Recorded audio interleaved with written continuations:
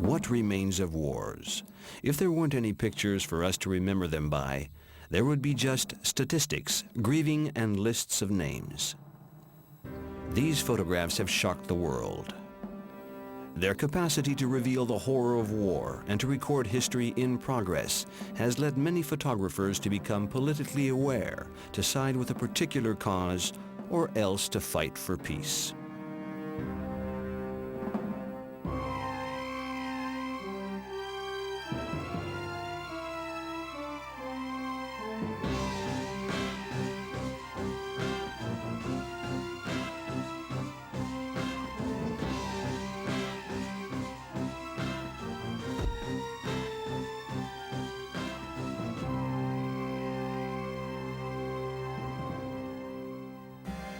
When Roger Fenton, the first war photographer, left for Crimea, it was agreed that he would not photograph the dead or wounded so as not to discourage the volunteers.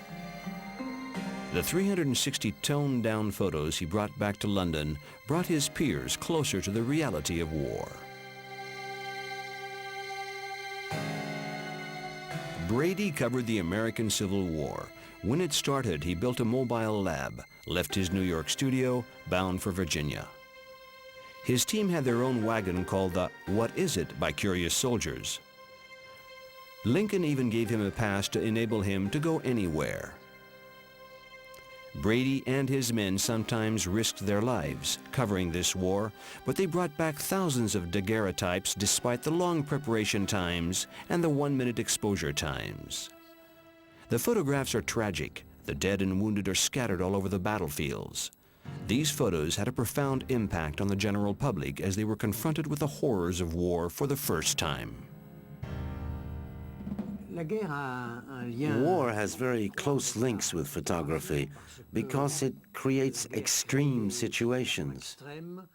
It makes men react very expressively, for want of a better word. So war and photography are strange bedfellows, but bedfellows nonetheless. I think that war has brought about an art of photography and of reporting that we do not see in peacetime.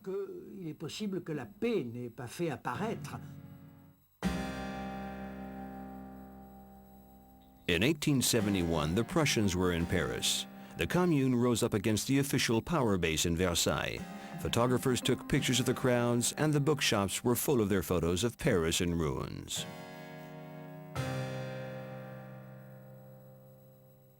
Photography was used not just for illustrative purposes. The police seized the photographs of the communards in the streets to try to identify those who had escaped the massacre so that they could lock them up or deport them to New Caledonia.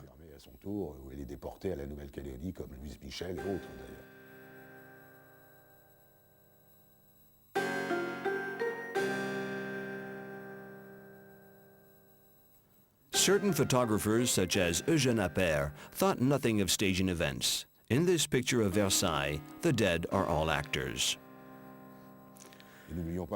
We should also bear in mind that at the time, people who saw a picture which looked real thought it was real. And yet all these photos of the Commune crimes were mock-ups. Eugène Appert staged all these situations, and on each of the characters he added the real faces of the people whose experiences he was supposedly describing. They were all montages, although technically superb, but it was an early form of propaganda. Photography was already being used for ideological purposes.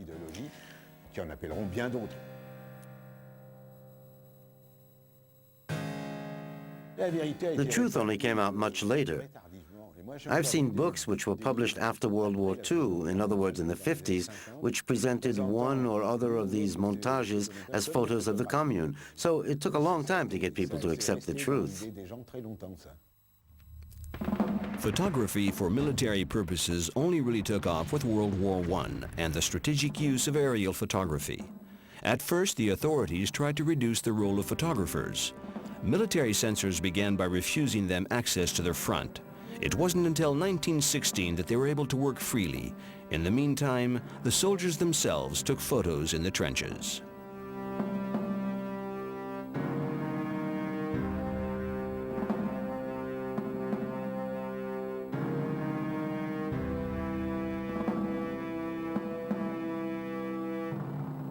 Inaugurated by Nadar in the early days of photography, aerial photos enabled the Army to know of and monitor enemy positions and thus target them more precisely.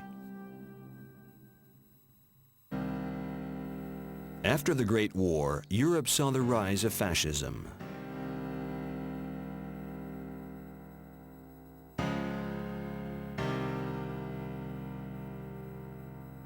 In July 1936, General Franco's uprising marked the start of civil war in Spain. It thrilled press photographers who rallied to the Republican cause. One of them was André Friedman, a young Hungarian who went from Paris to Madrid.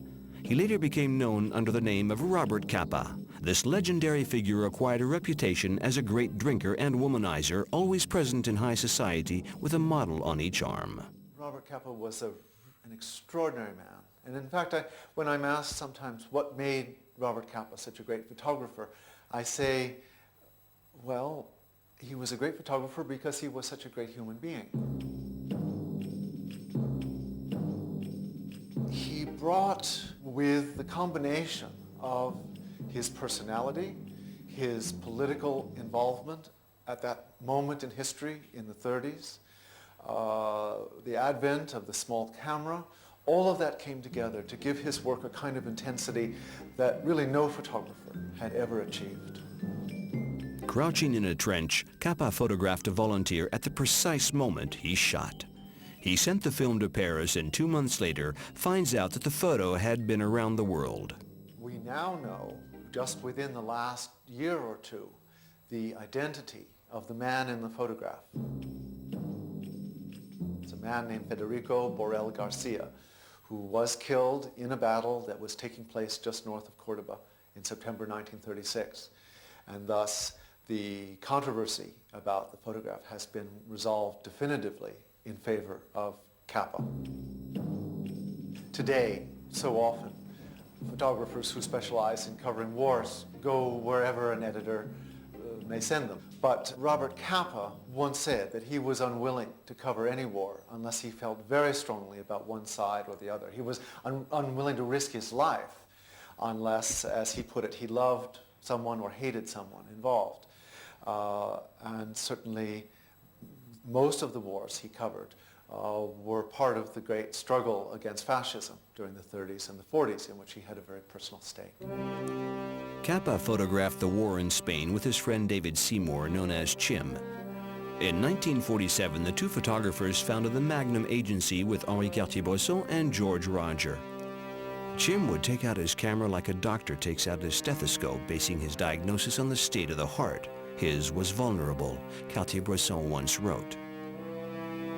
Chim's photos, like those of Capa, were used to illustrate magazines like Life during the whole of the war, presenting the readers with a brutally realistic vision of war.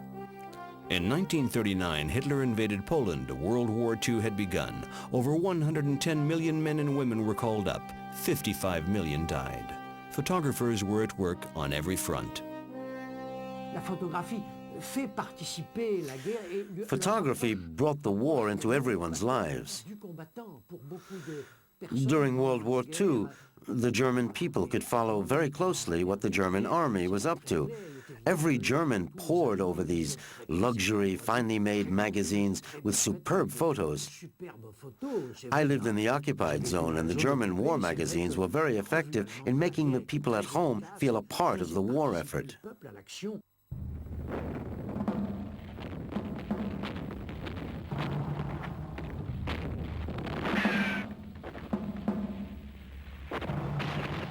In June 1941, Operation Barbarossa sent the German troops to the vast plains of Russia.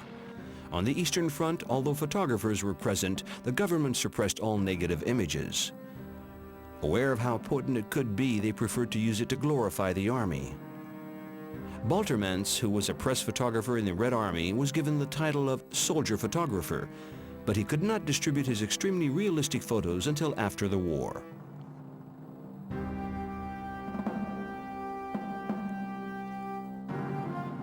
Other photographers joined the official TASS agency, including Evgeny Kaldei, who was 20 at the time and whose work was appreciated by Stalin.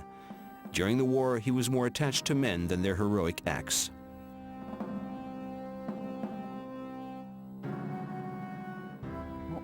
случилась война, Everyone took part in the war in his own way. Some became soldiers, others fought in planes or tanks. As for me, I was a photographer. смотрел в журнале «События». I developed a passion for photography at the age of 13 from leafing through magazines and newspapers. What fascinated me was that photography managed to make time stand still. That's how it all began. А фотограф снял. Теперь я могу через какое-то время посмотреть, как все это было. The Nazis killed his father and 3 sisters by throwing them down a mine shaft. Calais spent the whole war with a camera in his hand and a cause to defend.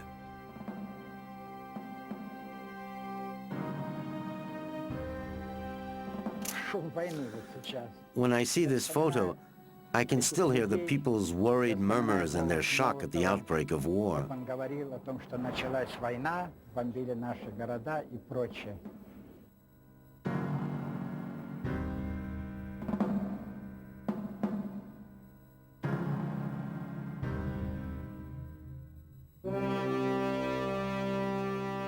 On December 7, 1941, the Japanese attacked Pearl Harbor and the United States joined the Second World War.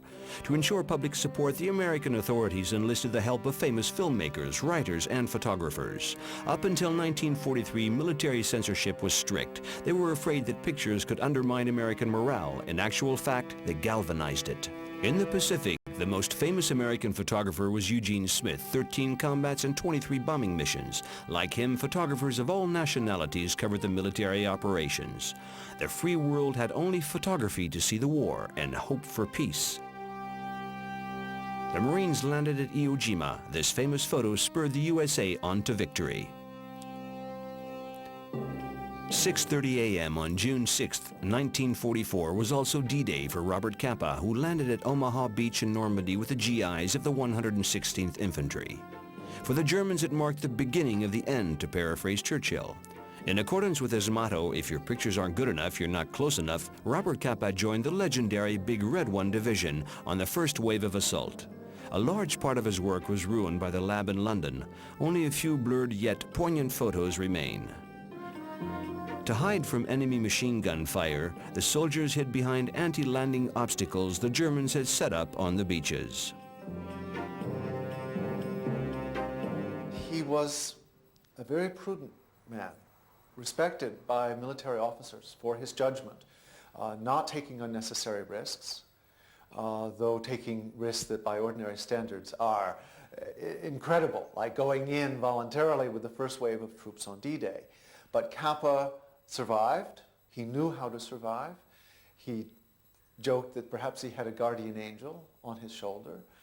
He had no death wish. But had it been necessary to make photographs that would have swung public opinion in the direction he hoped, I think he would have been willing.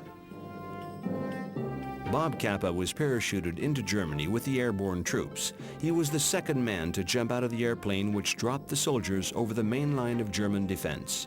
He stayed with the Allied troops while they fought their way to Berlin. He later joined in with the celebrations in Paris, writing, "That was a most unforgettable day. I returned to Paris, the magnificent city where I learned to drink, eat, and love." There are these happy scenes, but there are also pictures of humiliation, the last altercations, and the settling of scores.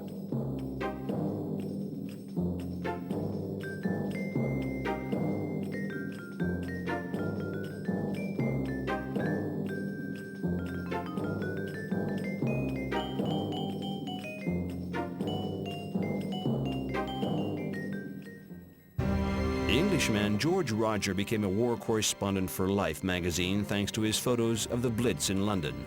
He also covered the deportation camps. When he saw the scale of the horrors there, he almost gave up the job. Margaret Bourke-White was the only female photographer that the American forces accepted. Her photographs of concentration camps, prisoners dying of hunger, and the victims of the gas chambers shocked the world. These living dead who survived Buchenwald gazed in stupefaction at the Americans who came to liberate them in April 1945. As the Allies advanced and liberated the camps, Eisenhower asked the newspapers to send reporters to record the events for posterity. 6,000 dignitaries of the Reich in Berlin committed suicide. Germany was in ruins, and the Red Army marched through the Brandenburg Gate. Evgeny Kaldai, who was perfectly placed to photograph the arrival of the Russian troops in Berlin, aimed to portray it as a symbolic victory. I saw Rosenthal's photo. When it was taken, I was still in Budapest. It looked like victory had occurred in the Pacific. I wanted to take similar photos in Berlin, and I did.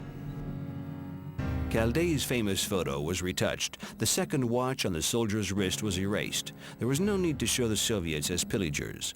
Kaldai had difficulty framing his picture because he wanted the flag to be flying and the burning capital to be visible too.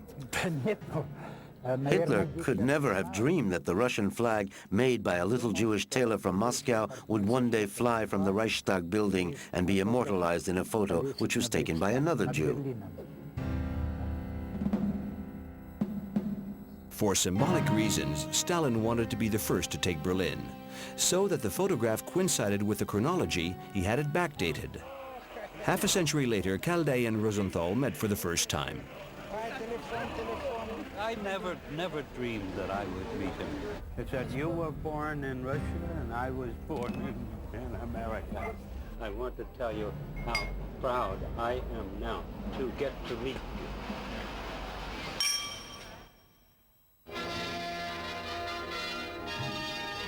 Fierce fighting flares again in Indochina as the French rush reinforcements into the Mekong area to stem a Red advance. Vastly outnumbered, in May 1954, the rice fields of Tonking were awash with blood. Life magazine asked Kappa, who was in Japan at the time, to go to Hanoi and cover the war. Kappa was by then a veteran of 20 campaigns and had survived the most violent fighting in the Spanish Civil War and the Second World War. But on May 22, 1954, his luck ran out. A few seconds after taking this photo, he was blown up by a landmine on the road between Nam Dinh and Tai Binh. Daniel Camus was a sergeant in the paratroopers by the age of 25 and witnessed the Battle of Dien Bien Phu. When Dien Bien Phu started, it was top secret, of course. We were let in on the secret and we were parachuted in. A photographer and a filmmaker were chosen to jump with the first wave. We were unarmed and we had to run for it because we came across some Viet Minh. So we frantically raced across the rice fields, and believe me, when it hasn't been cut, rice is hard to get through.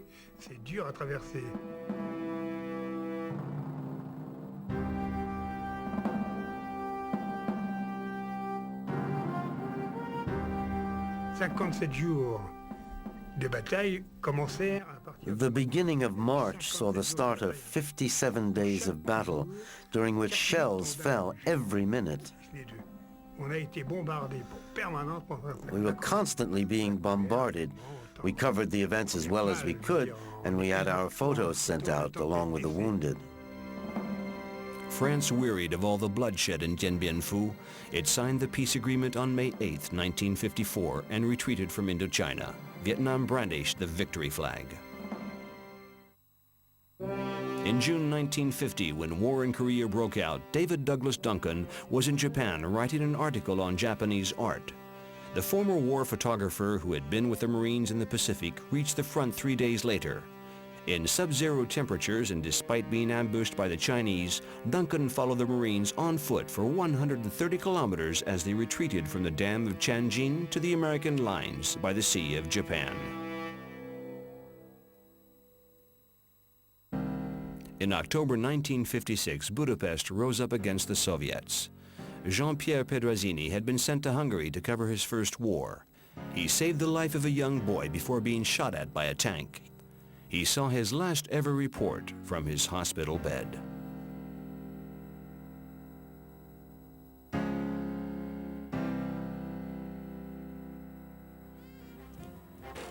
The 60s were a carefree time. War was a taboo subject. However, despite the censorship, certain photographers tried to alert the public as to what was going on close to home. Claude Azoulay, for example, was sent to Bizerte to cover a brief but violent war. Then there was Algeria, a long conflict that photographers had trouble covering because no one ever knew where the next confrontation would be. Azoulay, who grew up in North Africa in a country at war, lived through 20 conflicts over a period of 40 years.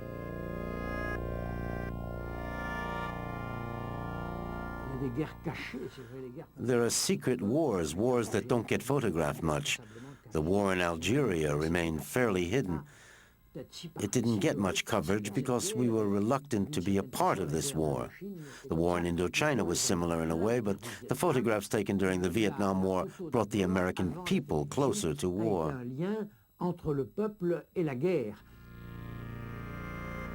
Photography evolved with the Vietnam War. The explosion of press photography shocked readers by revealing the violence of the war. This war, which was supposed to be brief, dragged on hopelessly. The American Larry Burroughs, a correspondent for Life magazine, covered Vietnam for 9 years.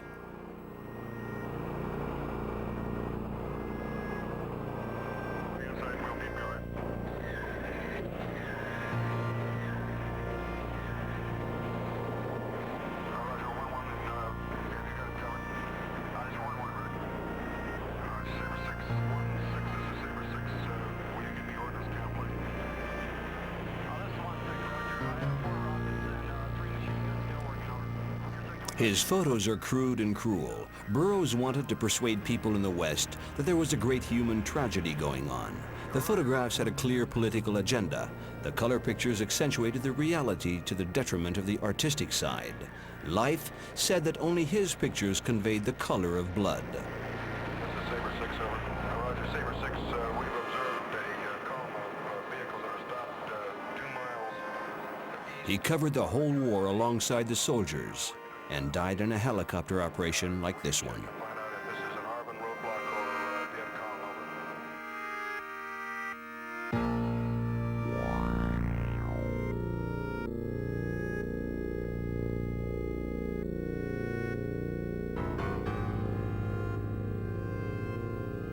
The Englishman Don McCullen devoted almost 25 years of his life to war reporting and took an impressive series of photos of the Tet Offensive in 1968. His pictures portray the awful conditions in which civilians suffered or died and helped to sway public opinion.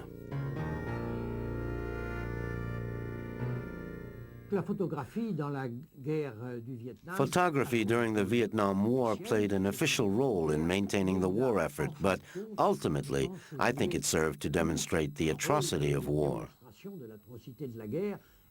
In fact, out of all the images of war, the photo that stands out for me is Marc Ribou's photo showing a woman with a rose facing up to the soldiers with their bayonets at Kent State University.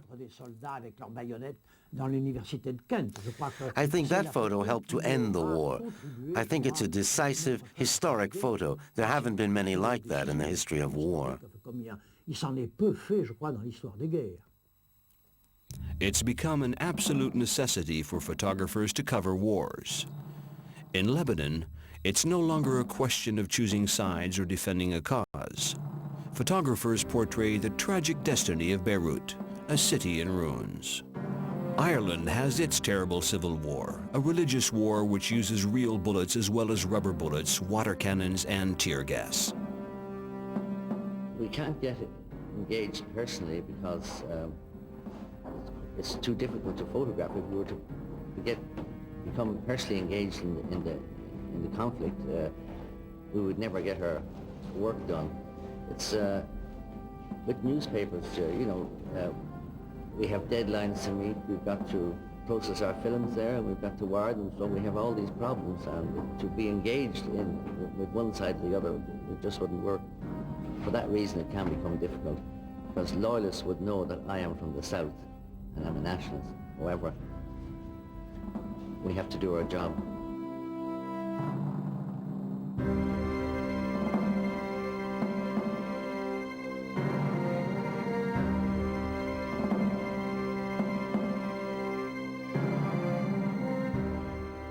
The complexity of local or religious conflicts means that photographers cannot defend their ideals. They're interested in the victims. That's the only cause worth standing up for. As a photographer, if you attempt to take images to protect all the innocent people, and there are guilty people on all sides, so it makes it easier that way to feel for everybody. My interest is in life and the human condition, and unfortunately, I mean, since I started since '89, the world condition has really deteriorated, and that's what I've chosen to push my efforts into.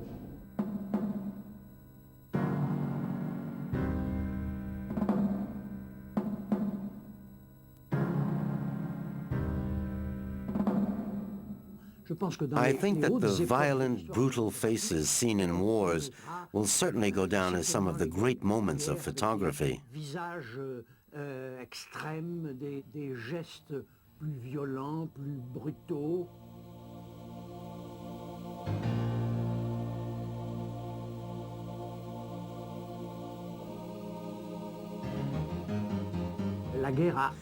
Some photographers produce their best work in times of war.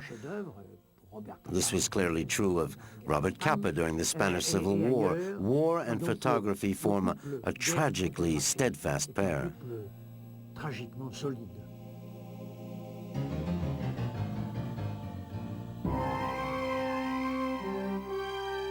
War reporters are a credit to the photographic profession. Some died on the front line covering the news. Some suffered physical injury. But the living too left their youth, their illusions, and a little of their soul on the battlefields. An army of ghosts are here by our side.